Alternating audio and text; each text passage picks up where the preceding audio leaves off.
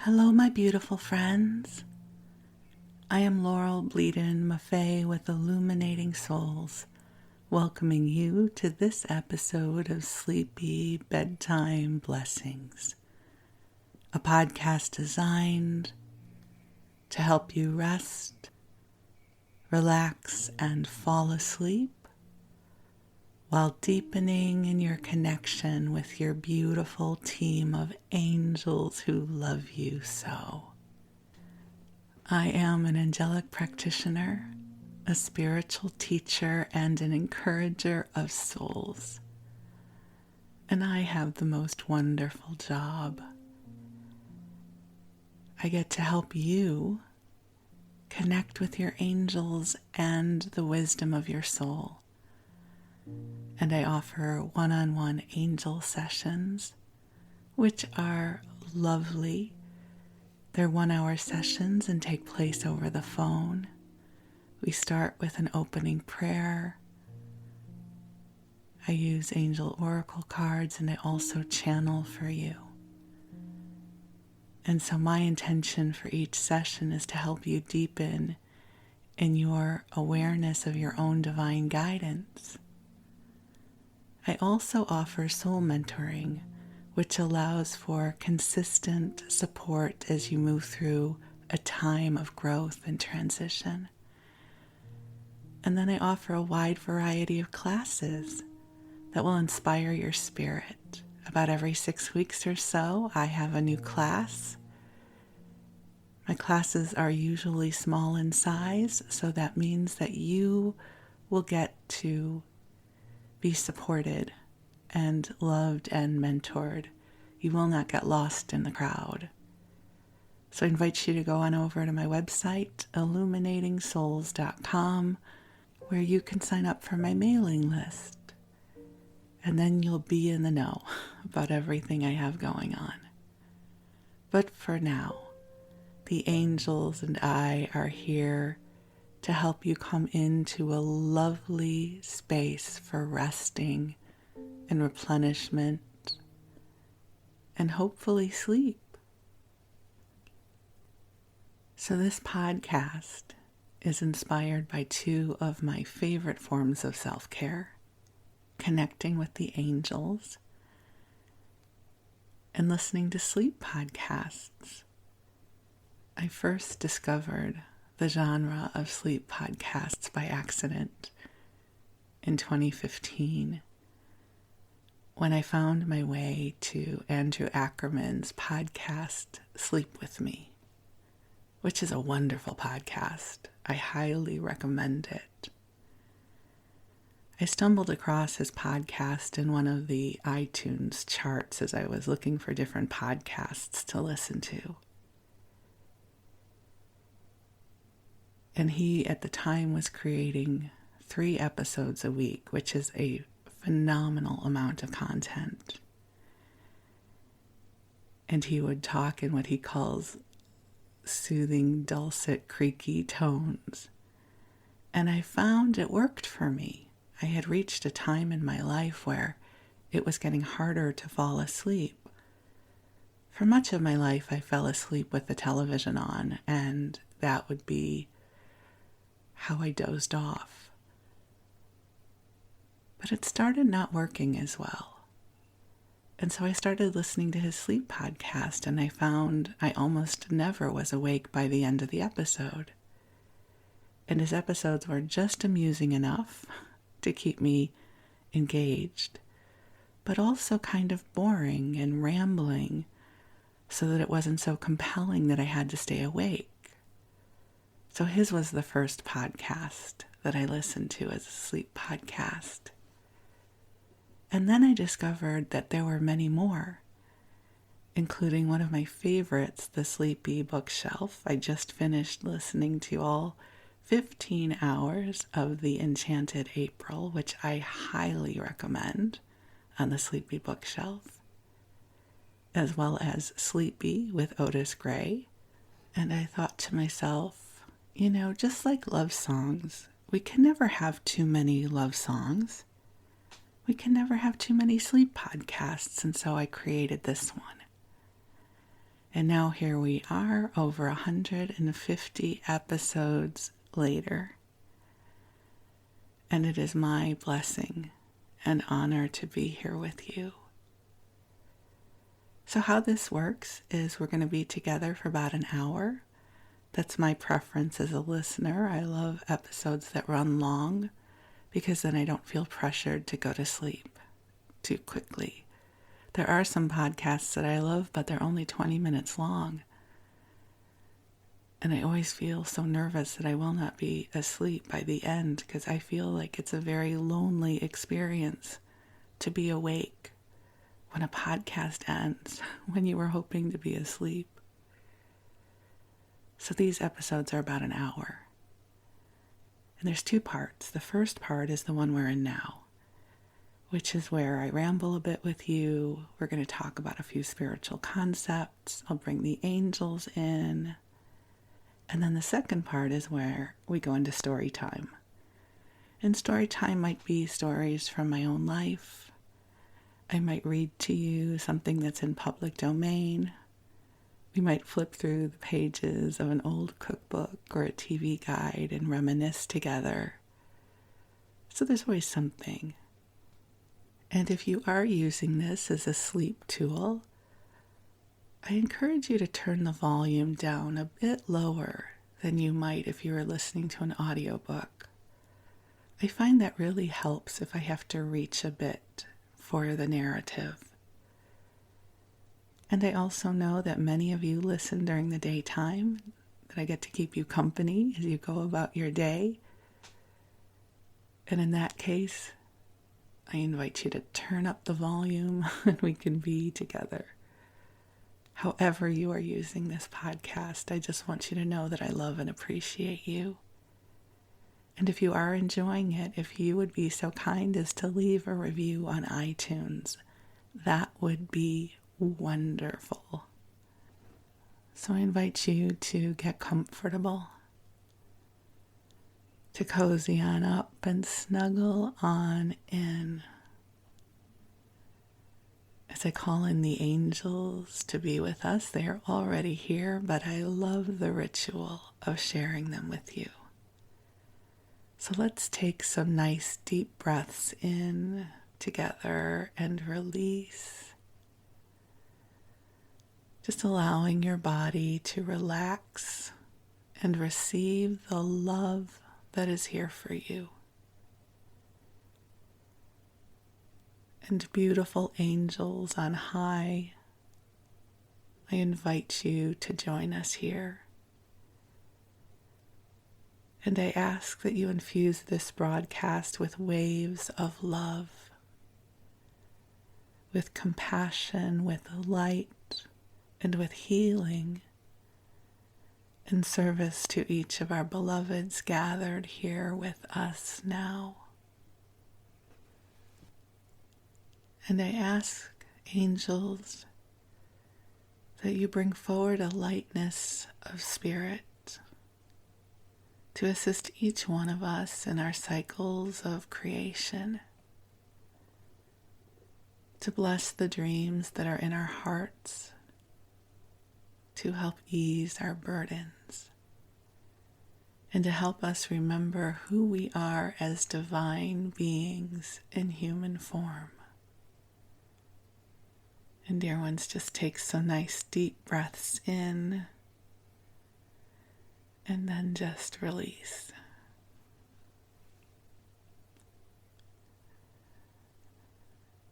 So as we are spending this time with the angels, I thought we could talk a little bit about this experience that is rather common. So as we are spending this time with the angels, I thought we could talk about an experience that many of us have. And Abraham Hicks has a wonderful term for it. They call it the gap of creation. And perhaps you've heard me talk about it before as well, but I wanted to share with you about it because I am in it. And often when I am in the midst of an experience, it is a wonderful time to bring in angelic wisdom for this, because I find oftentimes what is happening for me can be mirrored for many of you as well. We seem to go through these cycles together. So what the gap of creation refers to is that expansive time and space between when a dream or a vision comes to us and incubates, and then that expanse that happens between that moment of the seeding and then when we birth the dream into 3D reality. So I would imagine that many of you, like me, you are a champion daydreamer. Because I often find those of us attracted to this work, we have a gift of visioning, imagining, and seeing beyond what is happening in linear 3D reality. And that often can show up with daydreams, visions.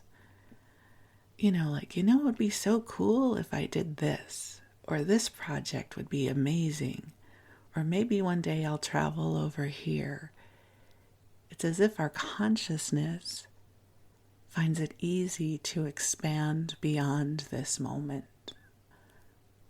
And as energetic beings, that part is wonderful. But being here on the earthly realm, there can be a lot of steps and efforting and evolution that needs to happen to go from the vision to the reality. And that is the gap of creation.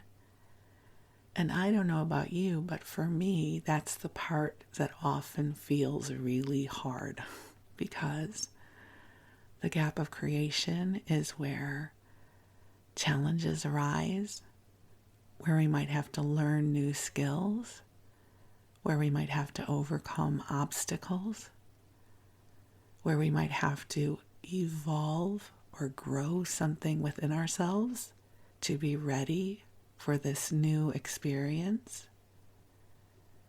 And so I am in the kind of cool yet messy part of the gap of creation right now. I have this beautiful creative project I've been working on that I will be ready to share with you about soon. So the vision of it got me so excited. And the beginning creation part of it had me deeply engaged and jazzed. And I was learning new things and I couldn't stop working on it. I was so excited.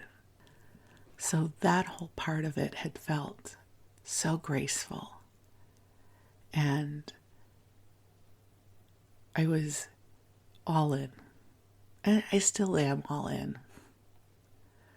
But in this moment, I'm in the technical part of things, the part that doesn't feel inspiring and light and fluffy. This is the part that feels a bit tedious and challenging.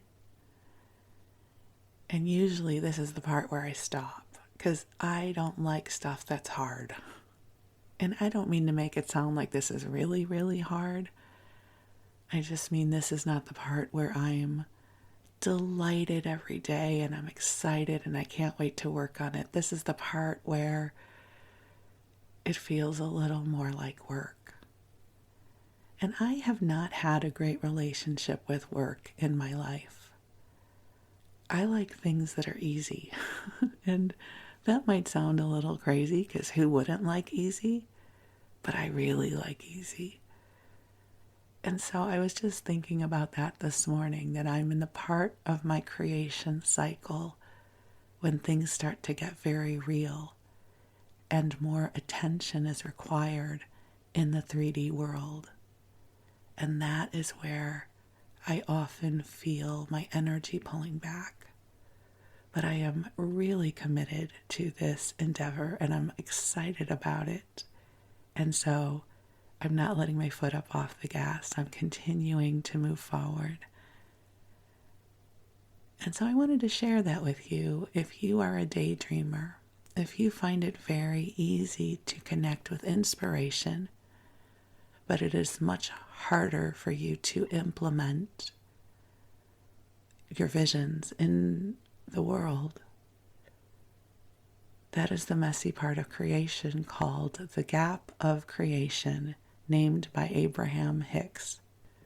And so I thought we could ask the angels to come forward and help us as we navigate the gap of creation. And so, my beautiful friends, just take some nice deep breaths in and release. And yes, those are the birds that we've been hearing every morning here. They're singing their song in celebration of this moment. And so, angels, I ask that you come in and support each one of us as we navigate the experience of co-creation, helping us come into the full cycle, including the gap of creation and those beautiful moments of birth when a dream is made real. Angels, I ask that you infuse us with resiliency, with joy, with divine engagement, to make it easy and joyful, so that we may rejoice as our visions become real in the most wonderful of ways. And dear ones, just receive these blessings from the angels. And I feel the angels coming in, and they are saying that they want to encourage us, that they are here right now to encourage you to keep moving forward. That in this linear timeline, we must move along expanses of time, and we blend together the physical and non-physical. And this is why inspired action is often required to bring our dreams into reality. And that you have it within you to do this thing. They give us the gentle reminder that small action steps imbued with big intention produce even bigger results. So now is not the time to withdraw or hold back. This is the moment to allow yourself to engage with intention, allowing your lightness of spirit to influence all that you desire to create. That resources and support and love are with you now and continue to flow to you. They remind us that your spirit, your beautiful spirit, is mighty. And this is a wonderful time for you to allow your creative endeavors, your light-inspired endeavors, that which brings you joy, to allow this to flow through you into your life and into this world. Give yourself permission to create beauty in this world.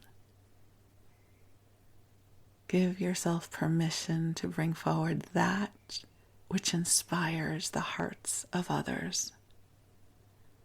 You are an instrument of light. You are an instrument of hope.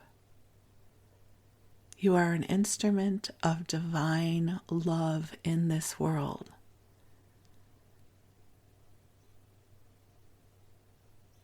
So allow yourself to co-create in this earthly realm, blending together the divine and the human, blending together heaven and earth. And you will bring such love into this world. So do not be disappointed or intimidated by the gap of creation. It is part of the life cycle of experiences here on this earth, especially for those of us that are visionaries. And I don't mean visionaries in that we know how to navigate to Mars. I mean visionaries in that we can see beyond this moment. We are creatives, we are inspirers, we are healers, we are wise ones, we are dreamers. And it is through these gifts that we can see beyond the reality of this moment. So take some big deep breaths in and allow this beautiful angelic light to find you where you are.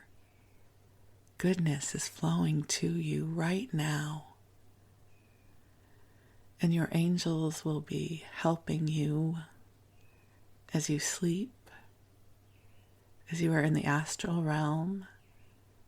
They will help you connect with inspiration and resourcefulness and energy to help you on your way. So thank you, angels, for this beautiful infusion of love. Thank you for the bird song that reminds us that beauty is present in every moment. And I thank the angels for the gift of you. Beautiful, magical, mystical you.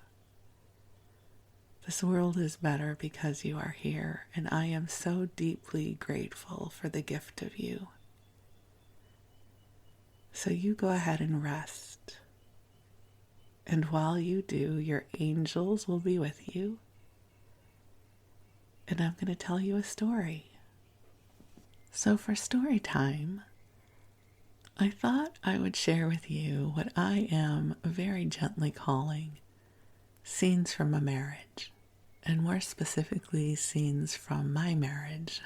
And it's not going to be awkwardly intimate or anything like that. I'm married to a wonderful man, and there are some experiences that we have that, I don't know, I find them entertaining. And so I thought I would share with you some of these stories. And I was going to start off by telling you about how one of the rules of our marriage is that my husband is always right. And before you allow yourself to get horrified because that sounds misogynistic or paternal or, any of those dark things, that is not why he is always right. He is always right because my husband is profoundly intuitive, psychic, clairvoyant, whatever word you want to use for it, but he does not know that that is what is happening when he brings forward a piece of information or a suggestion. So throughout the years of our marriage, it has happened frequently that my husband will say something or suggest something, and being the opinionated person that I am, I will make him wrong. I will say, no, that's not right. And if we wait long enough, it turns out he is. And so now when he says things, I just go, okay, okay, all right, you're always right. There was just a really simple example of that this weekend. My husband had to participate in a trade show for his work. And I came at the end of the last day to help him and his coworkers pack everything up. And I always like to find good parking. Once you learn about the parking angels, right, all you have to do is ask the angels for help with the parking space. I've become pretty dependent about always getting really good parking, and I wanted to park close to the venue. And my husband said, no, don't park there. Once the show ends, all the big trucks are going to come in and block everything. Park over here. We'll have to walk farther, but it'll be better in the long run. So that's just a really simple observation. I don't mean to make that sound like he's super psychic. But had it not been my husband giving me that information, I would have been like, no, it's fine. I'm a good driver and I can finagle things. I'm going to move up further. I'm going to move up closer because I don't want to walk as far. But because my husband said it, I said, okay. And once I got there, there was plenty of parking up closer. And I kept saying to him, are you sure I can't move the car up? Because we had a lot to load. And he kept saying, no. And then I had to keep reminding myself that my husband is always right. And so I finally just stayed where I was. And sure enough, as soon as the show was over, it was like a colony of trucks and cars collapsed into all the spaces where I thought I would be okay. And I clearly would not have been, and I would have had to wait and get frustrated about leaving. So that's just a super simple thread of how this works. And actually that was the catalyst to inspire me to share these stories with you. So I have even better stories. That's not the best story, I promise you. That's just a very ordinary example of what happens on a day-to-day basis in our life together. So I first want to share with you when I knew my husband was magical. And it was when we met. I'm not going to share with you about our whole meeting story because that's a whole other episode that I will do at some point. But we met at a shaman workshop in San Francisco. And part of the invitation where they told us what to bring to the workshop, they said to bring a rock, and a rock that was about the size of your hand. And I went to the workshop with a couple girlfriends, and my girlfriends and I, we went to a beach in San Francisco, and we each picked a rock off the beach, and we came to the workshop. And one of the first partnered experiences in the workshop, the instructor said, pick a partner, but you can't pick someone you already know. And so I couldn't work with one of my girlfriends, and Wes and I just kind of looked at each other from across the room. There were maybe 60 people in the room. And we just sort of, gave that nod, and we were going to work together. And the exercise was to read your rock. It's a shamanic practice where you look to the rock for messages. And as I looked around the room, most people had ordinary pedestrian rocks. But not Wes. Wes is holding this big piece of what I came to know as lapis, but this big, beautiful blue rock. And I looked at him and I said, what is that? And he said, it's lapis. And I thought, okay, what is this magic? Here I am with my ordinary ocean rock, and he is here with this beautiful blue rock. First sign that he was magical. And I should also mention that morning in a hotel room, my girlfriend and I pulled angel cards. Because of course we did, right? We always pulled angel cards. And I pulled the beloved card out of the Archangel deck. And I remember just having a giggle with my girlfriend. I'm like, oh my God, you think he's in there? The answer would be yes. And he's wearing a blue shirt. So Wes and I did the first process together, and he had this beautiful blue rock. And as he was sharing what he was sharing, I just had this deep knowingness in me that this man was profoundly kind and loving. I just knew that about him. And he started talking. I don't remember the context, but he was sharing about his gifts, because part of his question was, how can he share his gifts in the world? And he was sharing in his gifts that he star charts, that he can see how things work together, and he can see how to help people get from one point to another.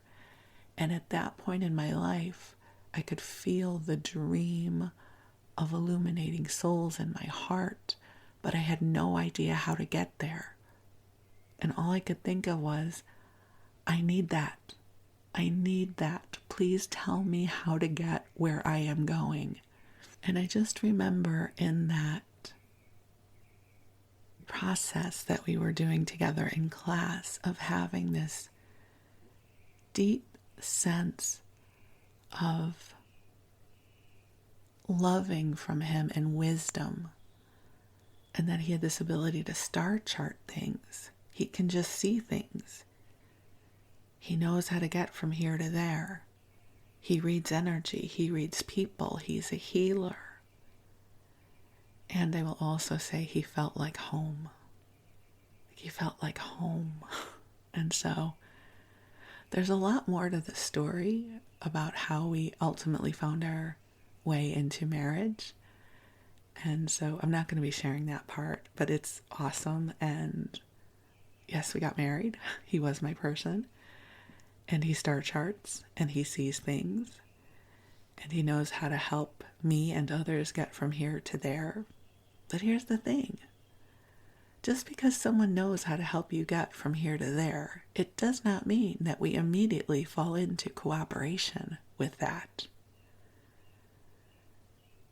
Right? We have to work our process. We have to navigate our stuff. And so over the years, what has happened is Wes will give me a piece of information and I will then argue with him. Because in that moment, I am not yet a vibrational match to the information he's sharing with me. So I talked about Abraham Hicks in the first part, where we were talking about the gap of creation. Another Abraham Hicks-ism that my guides use all the time is, a messenger can only deliver a message to someone who's a vibrational match to the message. Just take that one in for a moment, because it's deep. Right? How often have you given a piece of advice to a friend or a loved one and they can't hear you? They're not ready to hear you yet, even though what you're saying is steeped in wisdom. And maybe think about the times that people have shared things with you that you are not ready to hear yet. So I thought I would share with you a couple of examples of how this works between Wes and I. So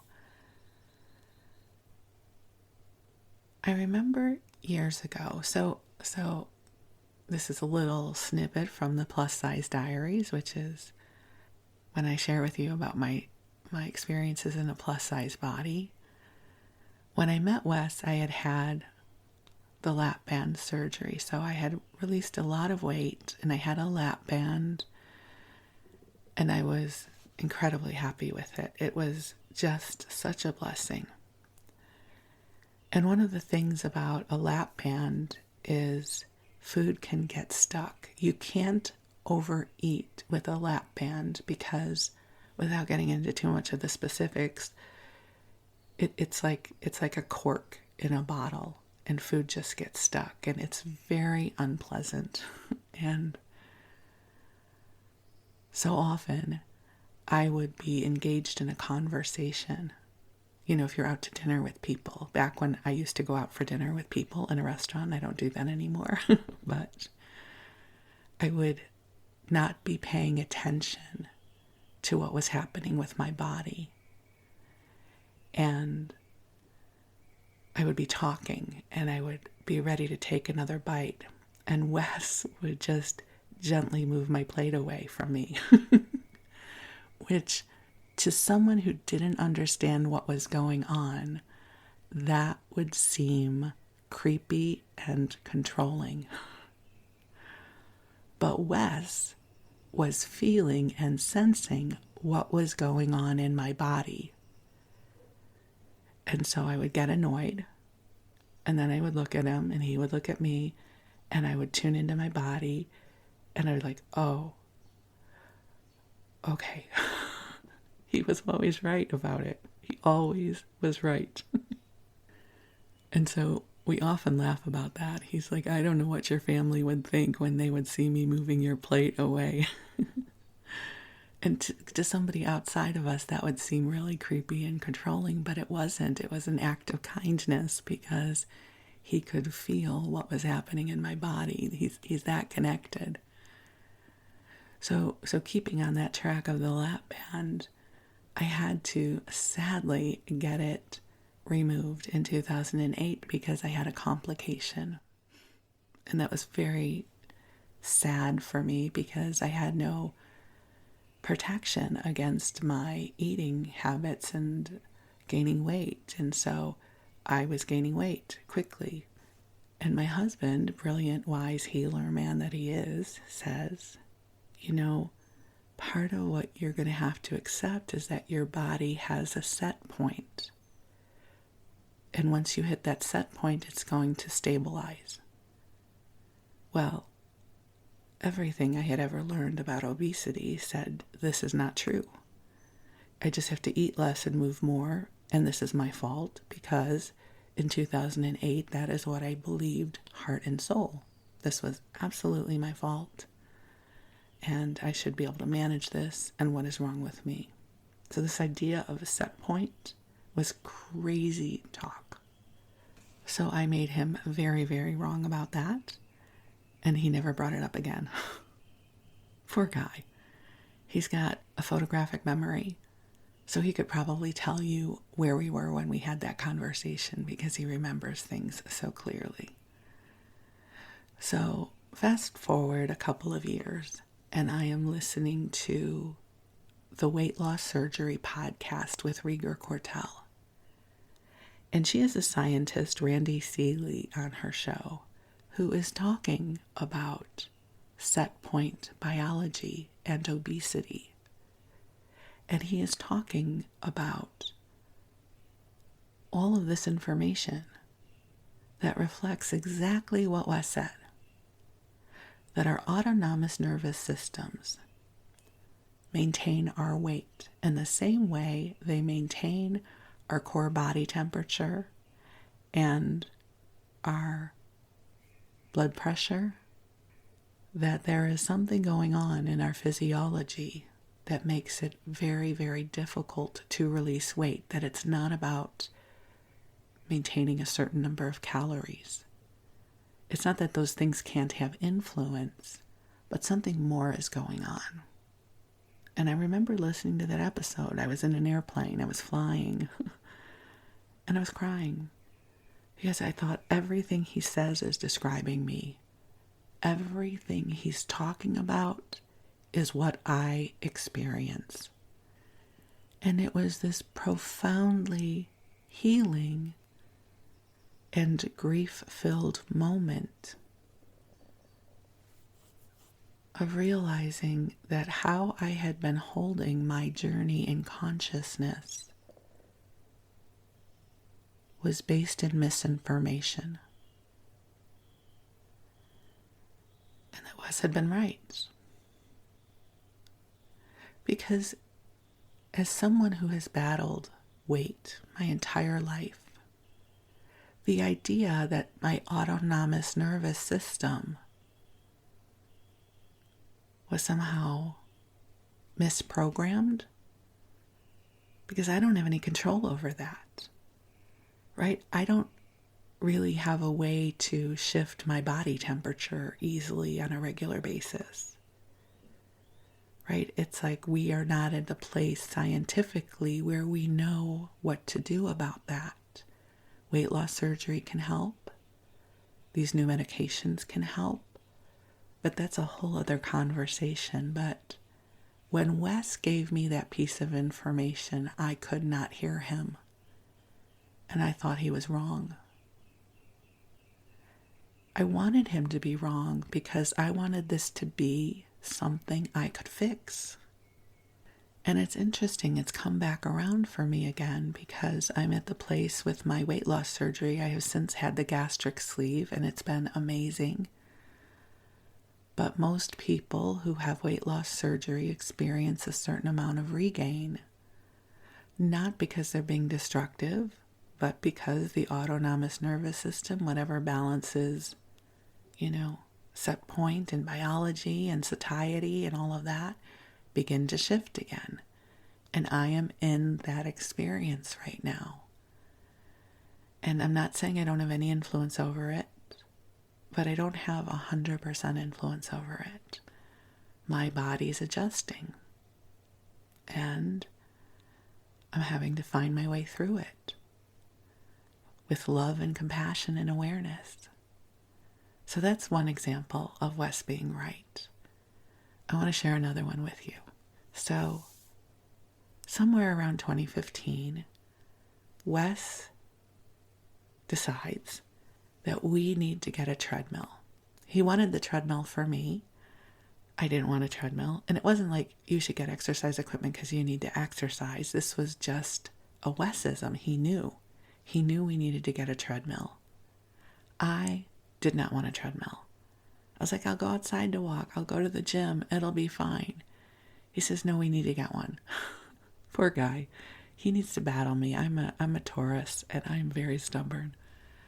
So he just had this. He knew we needed to get a treadmill. So we go to a specialty exercise store. And another thing about Wes, and it was similar to my dad, was when you buy something, you buy the best of something so that it lasts. Not the best of something because it's prestige, but you buy the best of something so that it's good and it lasts. Whereas I am a bargain shopper.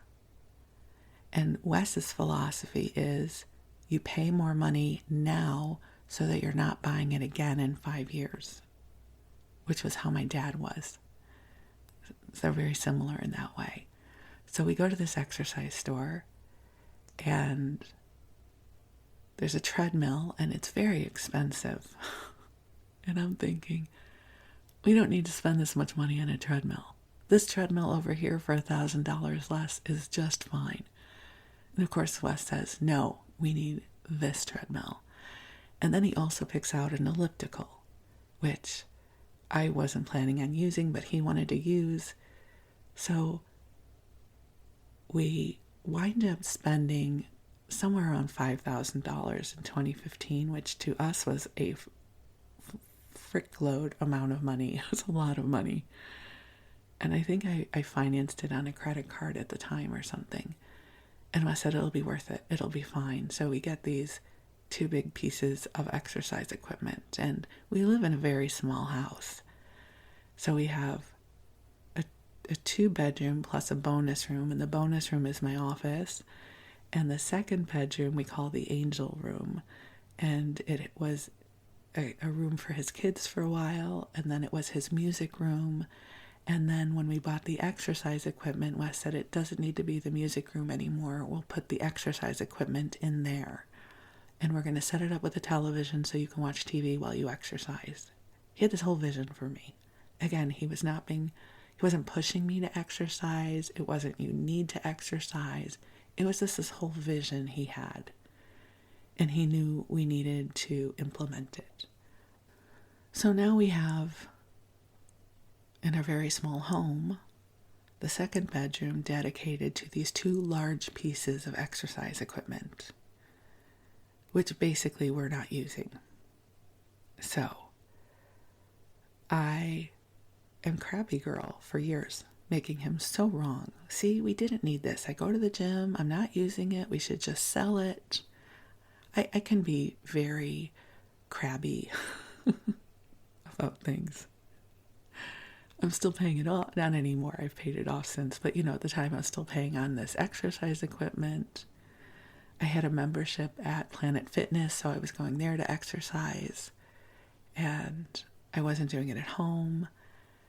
And so here this exercise equipment sat and sat and sat some more. And then you know what happened? This thing called the pandemic happens, 2020.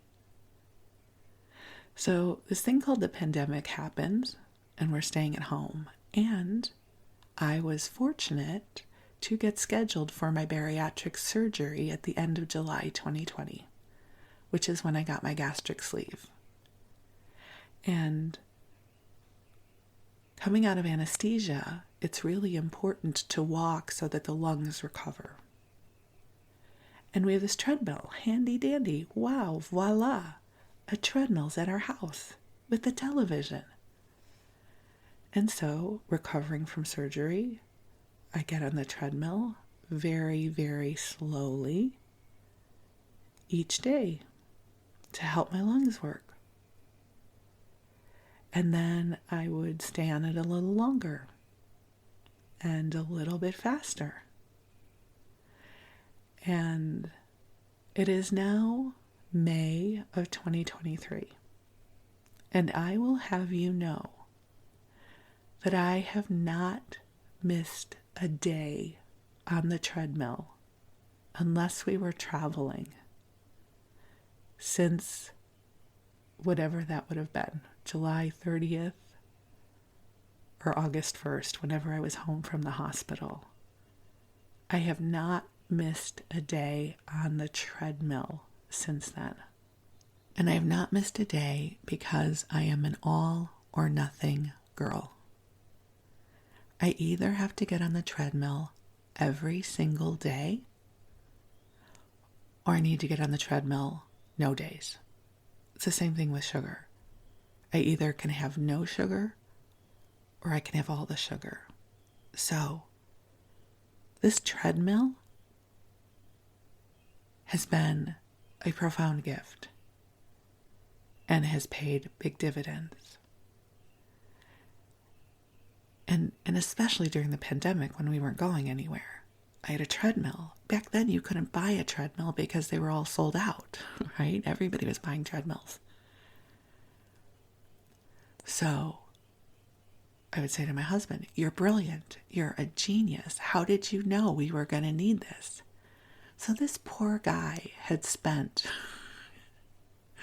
several years being made so wrong by me. He was absolutely right. We needed to buy it. We needed to give up a room in our home so we would have it. And because of that decision, I have been on the treadmill every single day for 2.5 years. Haven't missed a day unless I was traveling. And those are 2 examples of my husband being right, but I have hundreds of more examples like that. He sees something and he knows something, and I am not yet a vibrational match to what he is seeing and knowing. But he doesn't yet know that he is seeing or knowing something. Does that make sense for any of you that are intuitive? Like, I pretty much know when I'm getting an intuitive hit. And I'll say, I kind of have an intuitive hit about that. So to me, it gets moved into a different category on the board of life versus just this claircognizant thing that says we need to get a treadmill, which makes no sense to me. So I've really learned, hopefully, to lean into these moments. We've just done some upgrades to our home. Again, I didn't know that I didn't have the knowingness, it's a better way to say it. I didn't have the knowingness that these were necessary. But Wes said, yes, they are. I was like, okay, let's do it. Because I have learned to lean into these epiphanies he has about when something is needed. And he also, he has been so wonderful in supporting me. We're wired differently. Wes I think in some ways, Wes is more courageous than I am. I really get caught up in my feelings. I feel everything.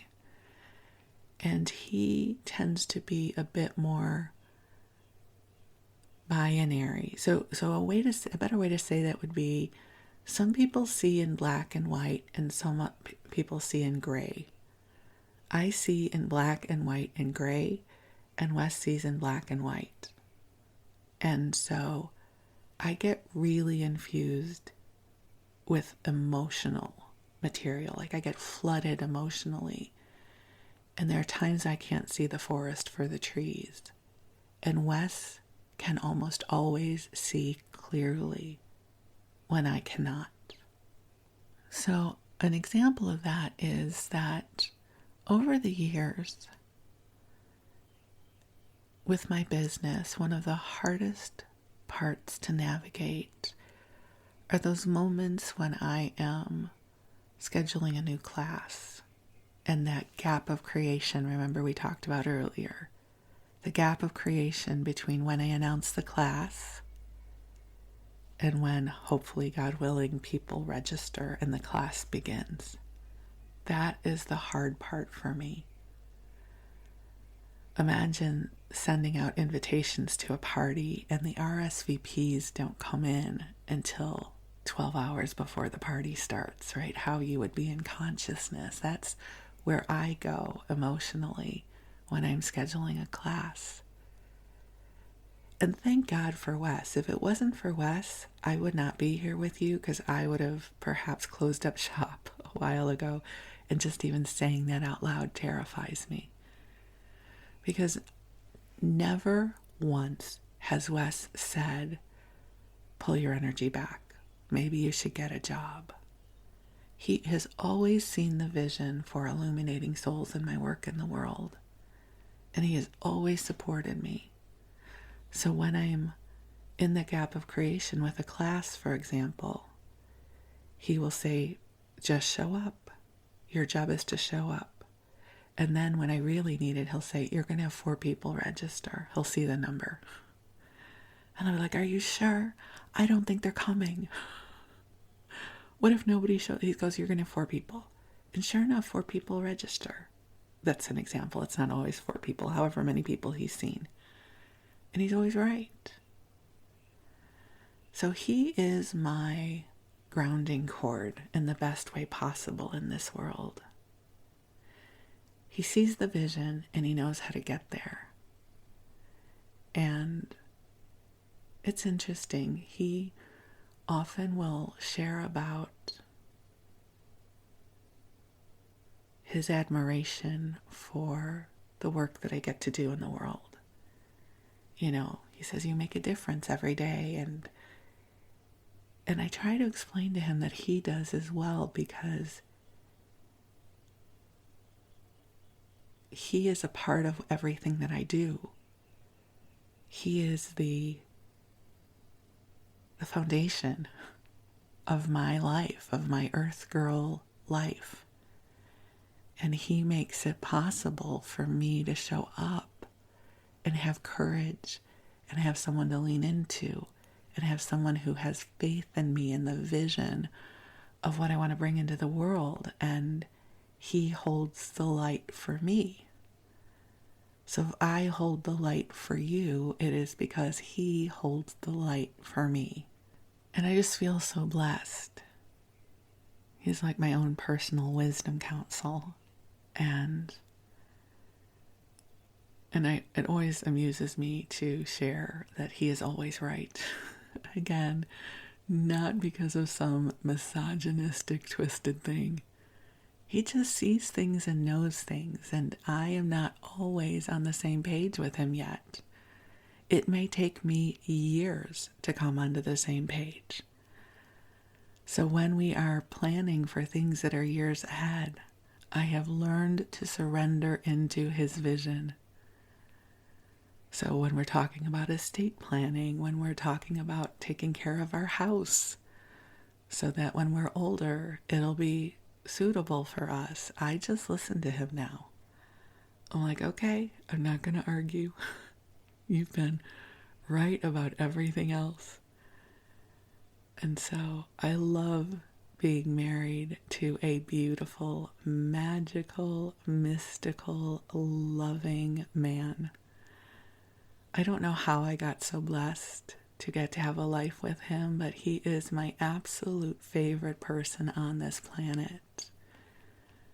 And I just feel so lucky to get to live a lifetime together. And so I'm glad to share him with you. He's a good guy. I will also share, for those of you who've never met him, so remember where I shared with you that he brought this beautiful bright blue rock into that shaman workshop? Well, he loves bright colors, so he wears bright Hawaiian shirts every day. And he loves being bright. I just love that about him. He's this beautiful, bright, shiny person.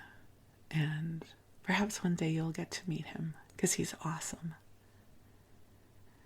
We used to teach classes together all the time, but we've pulled back on that because his work schedule's gotten a little heavier, but we'll teach again. And the thing you should know is if we wind up teaching together again, he typically holds space. He doesn't talk as much. He kind of whispers in my ear, but he reads the energy, and we're a really good team. So in the future, you might see some offerings from the two of us, because he is amazing at running energy and seeing how lines of energy weave together. So I am here because he is here with me. It's a little behind the scenes glimpse into the foundation of my life. So, scenes from our marriage of Laurel and Wes Bleadon-Maffei. And thank you for letting me share this with you. And thank you for letting me share him with you. He's a very sweet guy. You'd like him a lot. And so, my beautiful friends, I wish you a good rest. I wish you love. I wish you well-being, and I wish you inspiration. Thank you for allowing me the opportunity to be with you, and we'll connect again soon. I love you. Thank you.